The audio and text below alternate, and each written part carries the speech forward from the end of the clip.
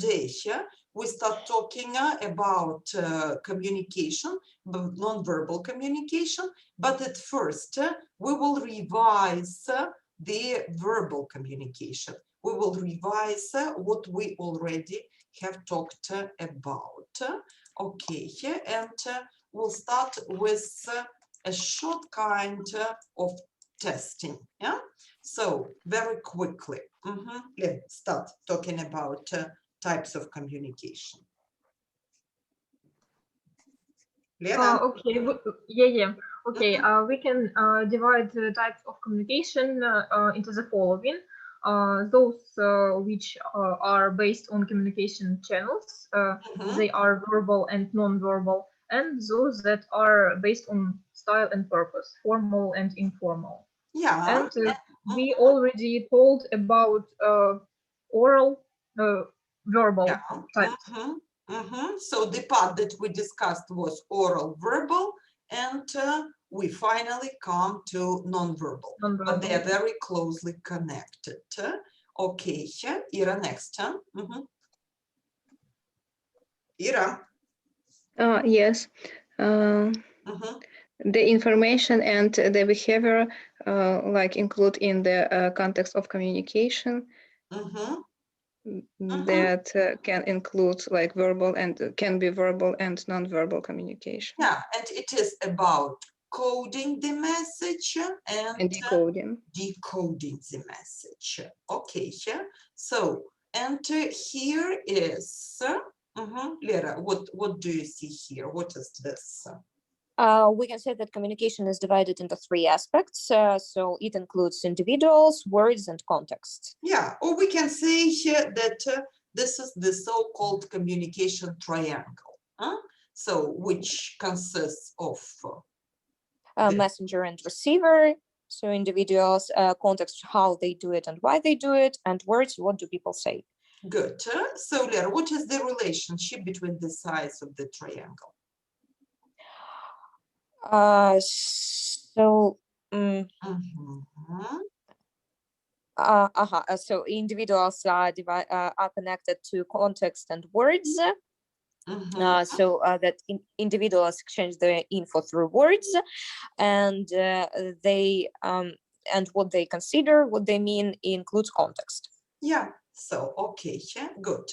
Now, when we have gone through communication triangle, let's understand how the main cultural dimensions are connected with the communication triangle. Yegor, come on.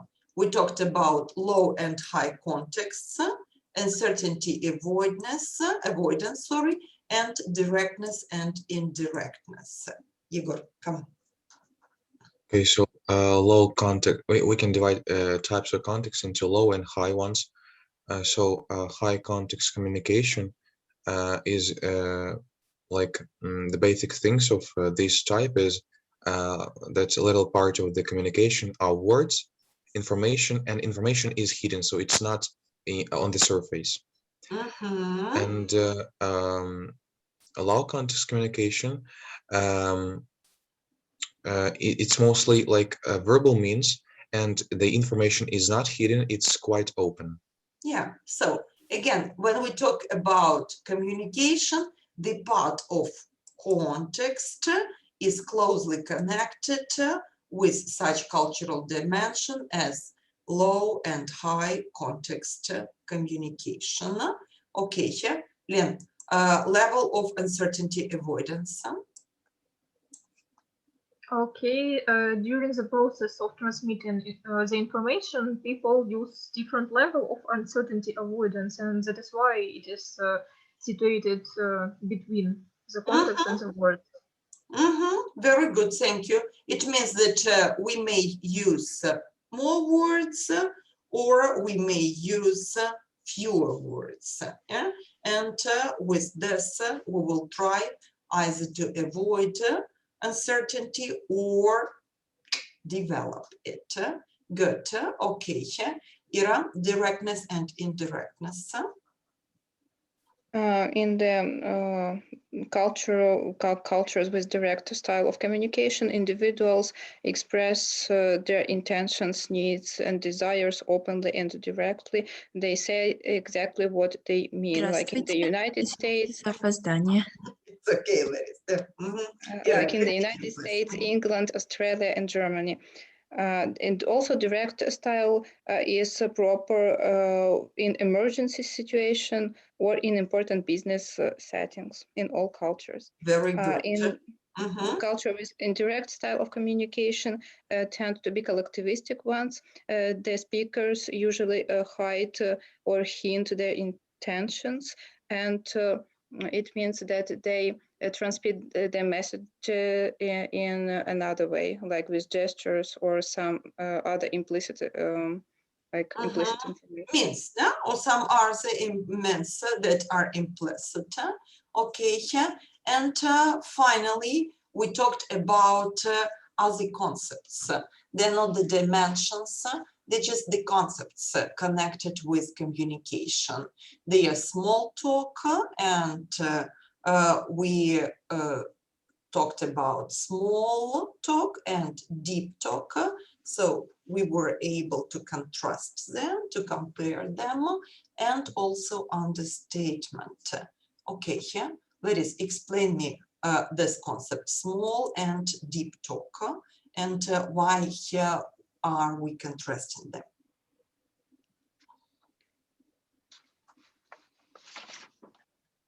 Лариса, микрофон. Ага. Так, окей.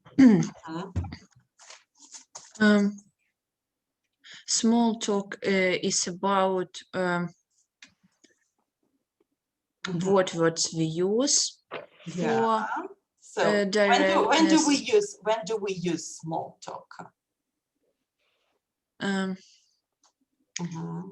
Why there are so many manuals? Why are there so many advice telling how to develop a small talk habit and so on and so forth? when we want to keep conversation, when we want to know someone about the topic or about the person,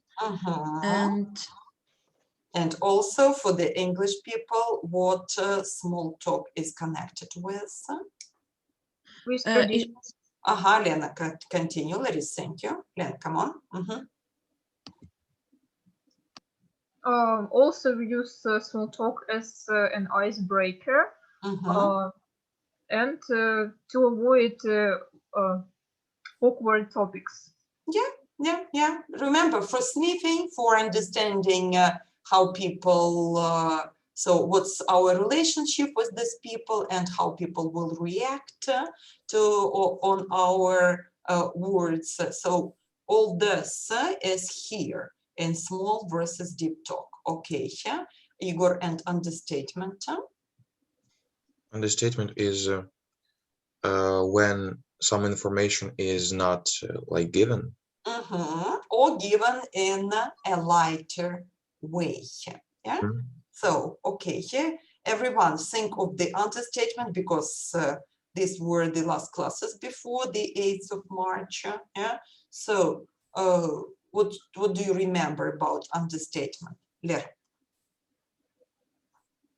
So we use I'm here. So we use understatement in order to play down the meaning of situation. For example, to show that the situation is less stressful or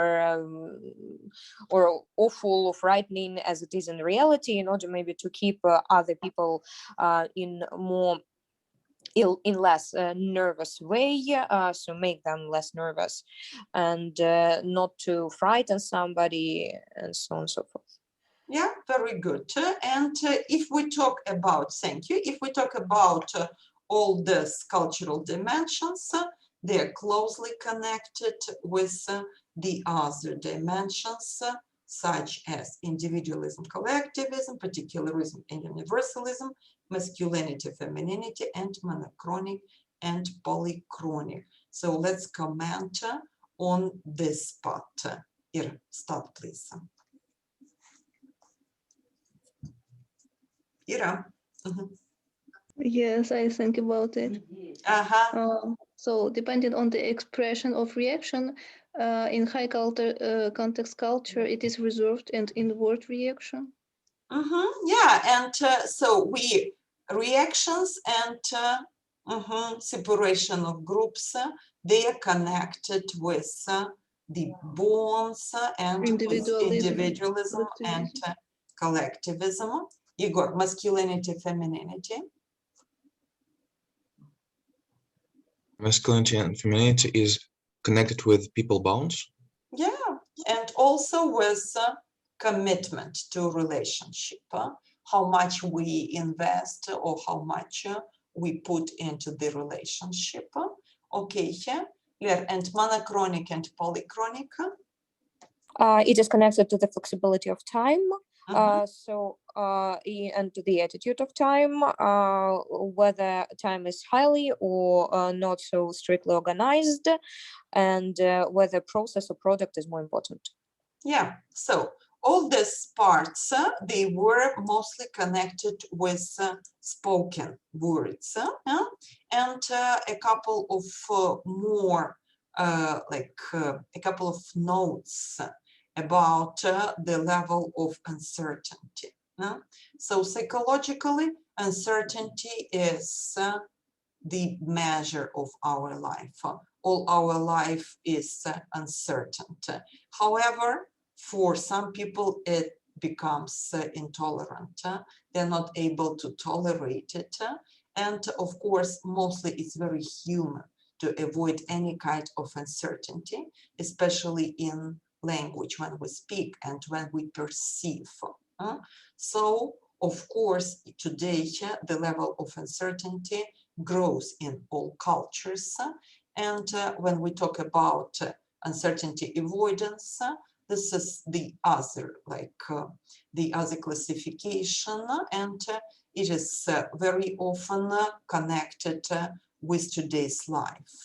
So, okay, once again, the cultures with low and or we say weak and strong, we say high uncertainty avoidance. Let us comment on this slide, please. Опять микрофон. Так, окей.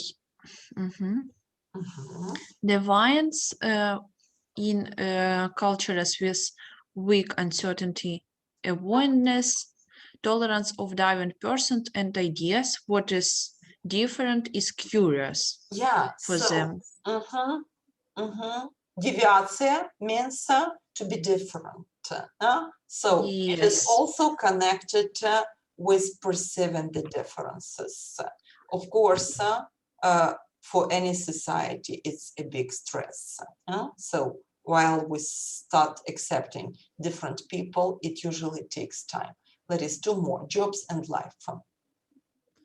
Okay, jobs.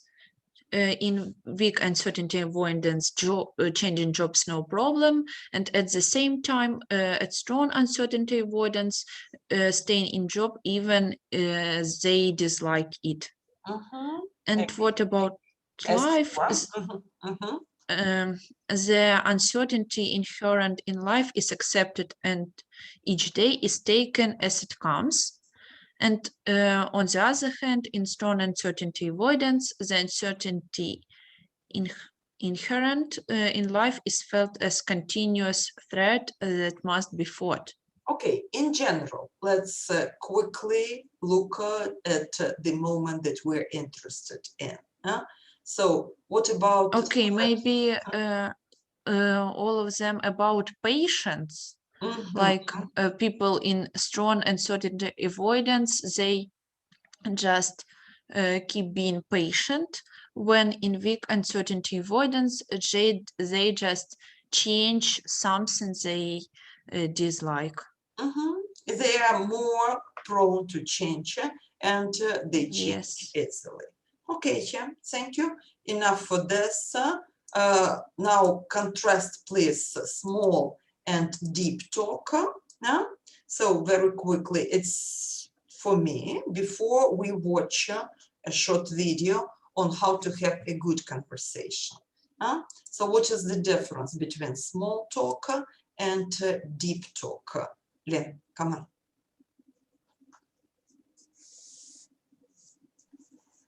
I'm sorry, Lena. my microphone. Mhm. Yeah. Okay.